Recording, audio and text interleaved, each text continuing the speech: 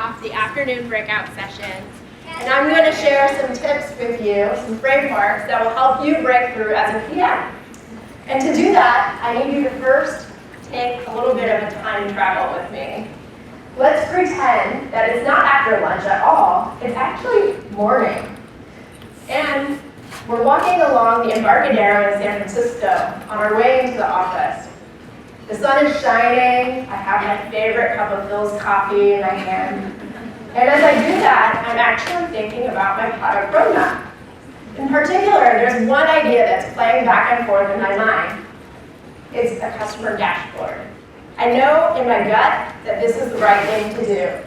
I know that customers want it, that they want the ability to slice and dice their numbers, and that once they have that capability, that they'll actually sell more and fulfill faster. But the problem is, I don't have any data to back it up. So I'm going to need your guys' help today to get a show of hands. Who would go with your gut and just put it on the roadmap? I see a small number. And so I can assume that everybody else here, probably 90% of the room, would go with data. And in fact, I would expect that with this room because we're product managers, we're very data oriented, and so you skew a little bit more data oriented than the general population. The creators of the Myers-Briggs test did some research and they found that 70% of people prefer sensing over intuition. So people generally prefer facts and figures over intuition. And that's not just people, but companies too. The Economist did a survey and they found that 83% of companies have used data to make their existing services and products more profitable. And not only that, but I feel like a used car salesman, 4 times, you're 4 times more likely to perform your peers if you're better able to use data. So it seems like all the facts stack up in favor of data, right? Open and shut case. Of course, this wouldn't be a talk called Art and Science if there wasn't some intuition involved. And so I'm showing this quote from Malcolm Gladwell. Decisions made very quickly can be every bit as good as decisions made cautiously and deliberately. And that's really a statement for intuition. Intuition is so powerful. And a great example of that is New Coke. Does anybody remember New Coke? All of the data showed that people wanted New Coke, which tasted just like Pepsi. But when they launched it, it was actually a huge flop. And that's because they found out that there was this key intuition that was missing. People actually liked Coke that tasted like Coke. They didn't want Pepsi. So that's all to show that intuition plays a really key role. And the good news for us as PMs in the room is that your intuition only gets better as you make more decisions. And we get to make lots of decisions. Everything from should I put it on the roadmap to all of the key details of how a feature works. So our intuition is going to be super strong, and that's actually the first step to mastering the art and science of the product lifecycle. Embrace data and intuition, get lots of practice doing it, and then you'll be able to harness and make these quick decisions really well. Now, the second step is to diagnose the situation that you're facing. So the logical question is, okay, I get it, data and intuition are both important, but how do you balance that, right? So before we get to that, I actually think it's very important for you to understand exactly what kind of decision you're trying to make. And I think about it on 2 axes. The first vertical axis is stakes.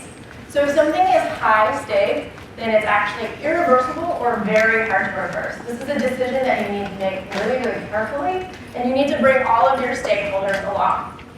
If something is low stakes, then that decision is reversible. So you can go ahead and make that decision pretty quickly, and as a PM, you can feel empowered to make that decision.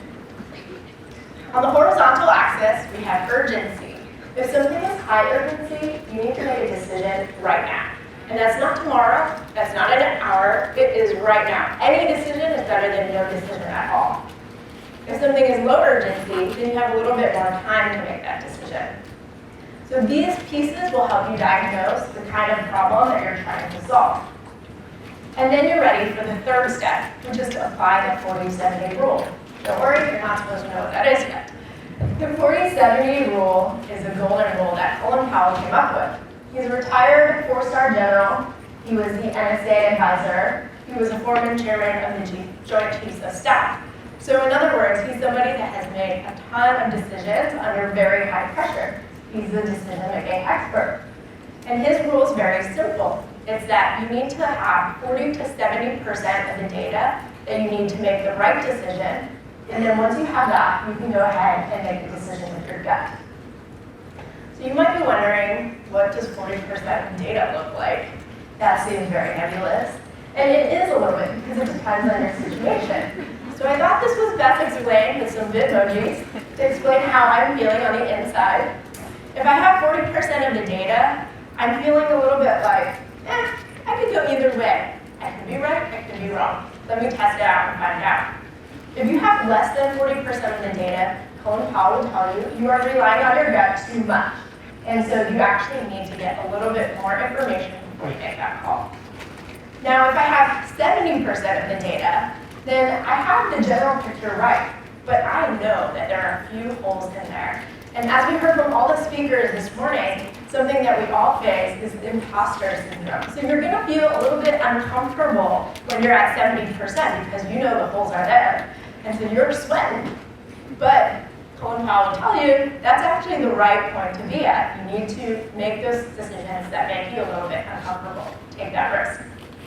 If you're at 100% of the data, you have all of your I's dotted, all of your T's crossed. So you feel very confident that you are making the right decision. But the problem is, you're now moving too slow because the opportunity cost of you getting that extra 30% of the data means that you could have been better spending that time on executing on the solution. So putting all of this together, if you're in the upper left-hand side, you're in the high stakes, low urgency quadrant. These are decisions like, should I put it on my roadmap? Or on the flip side, is this a product that I should sunset? In this case, you're making a really important decision, and you have time to make it. So you should target the high end of the information spectrum. You should try to get to 70% of the data and very strong intuition. On the other hand, you'll get lots of questions every day, like, what questions should I put in the enrollment flow? What color should this button be? What text should I show? And these are low stakes questions because what you choose there is reversible. You can test it out, learn about it, and then move on from there. So you just need to have the low end of the data spectrum, 40% of the data, and a reasonable sense of intuition. And in this case, I actually combine the high urgency and low urgency buckets because it doesn't really matter. You just want to get to the low end of information. And then finally, you have the high stakes and high urgency camp in the upper right-hand quadrant. And if you think about it for a moment, these two concepts are really at odds with each other, right? Because if something is high stakes, it is really important. You should be really deliberate about how you're making that decision. But on the other hand, if something is high urgency, then you need to make a decision right now. So this actually shouldn't happen a lot in the normal product lifecycle. But the case when it can happen is when things that happen outside of your control. So let's say that I'm working with a vendor that supplies a part of my experience. They may go out of business, and I didn't get any forewarning that that was going to happen. So that now impedes my ability to fulfill my service. In this case, my intuition is super strong.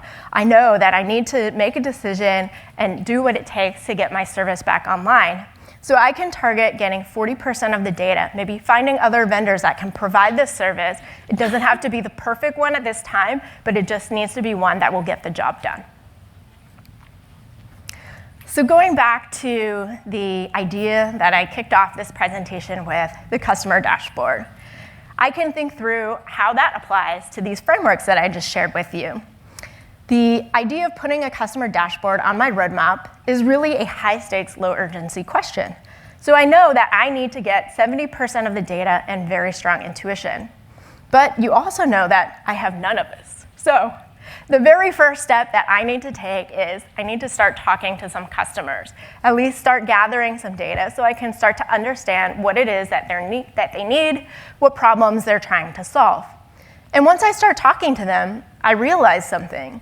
is that I can actually reframe this problem so it's not a high-stakes problem. I don't have to build the whole shebang, the grand vision, right off the bat. I can reframe it so that I build an MVE, and that becomes a low-stakes problem.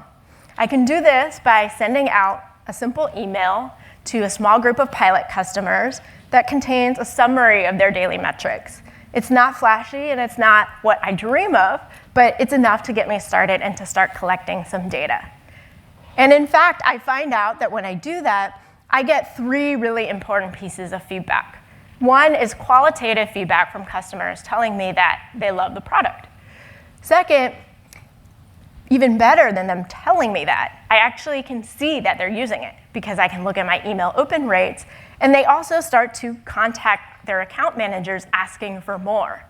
And then that brings me to the third piece of data that they're giving me, which is not only what data points they find useful, but exactly how they want to see it. So with these pieces of information, I'm able to get to the 70% data bar and really strong intuition. I've proved that customers want and need it.